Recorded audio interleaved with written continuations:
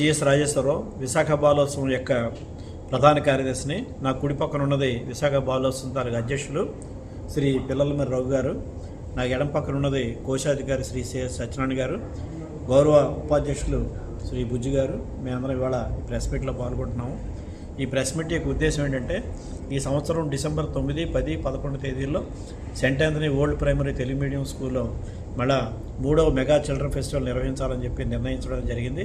ఈ బాలోత్సవం అనేటువంటిది పిల్లల్లో ఉన్నటువంటి సృజనాత్మకతని, కళల్ని, వాటిని వెలికి తీయడం, అలాగే శాస్త్రీయ దృక్పథాన్ని, అలాగే సామాజిక న్యాయాన్ని, సమానత్వాన్ని, దేశభక్తిని ప్రేరేపించడం అనేటువంటిది ఈ బాలోత్సవాల యొక్క ముఖ్య ఉద్దేశం. 2023లో ప్రారంభించాము. అప్పుడు 6,000 మంది పాల్గొన్నారు. 24లో 8,000 మంది పాల్గొన్నారు. ఈసారి మరింత ఎక్కువ మంది పాల్గొనడానికి అవకాశం ఉందని చెప్పి మాకు ఇప్పటికే సంకేతాలు వస్తున్నాయి.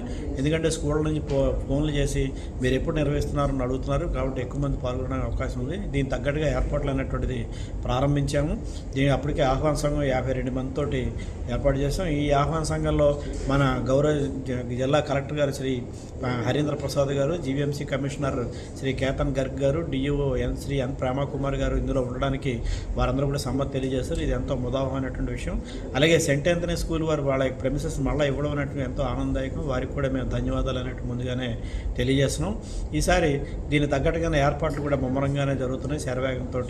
ఇప్పటికే అన్ని స్కూళ్ళకి కూడా తీసుకెళ్లి బుక్లెట్ అనేటువంటిది ప్రింట్ చేసి వారికి ఇవ్వడం జరుగుతుంది. ఆ బుక్లెట్లో ఏ ఏ కేటగిరీలో వాళ్ళు పాల్గొనాలి, ఎన్ని ఈవెంట్స్ అవి ఉన్నాయి, ఏ నియమ నిబంధనలు ఇవన్నీ కూడా తెలియజేయడం అనేటువంటిది జరుగుతుంది. ఇప్పటికే 100 స్కూళ్ళు పైగా వెళ్ళారు.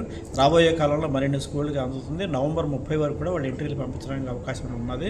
కాబట్టి ఈ రకంగా ఏర్పాట్లు బాగానే జరుగుతున్నాయి. మొత్తం 76 ఈవెంట్లో పోటీలను నిర్వహిస్తున్నాం. ఈ 76 ఈవెంట్లకి కూడా నిష్ణాతులైనటువంటి జడ్జీలుగా పెడుతున్నాం. కవులు, గాయకులు, రచయితలు వీళ్ళందరినీ కూడా, మేధావుల్ని కూడా జడ్జీలుగా పెడుతున్నాం. అలాగే భోజనాలు, బ్రేక్ఫాస్ట్, స్నాక్స్ ఇవన్నీ కూడా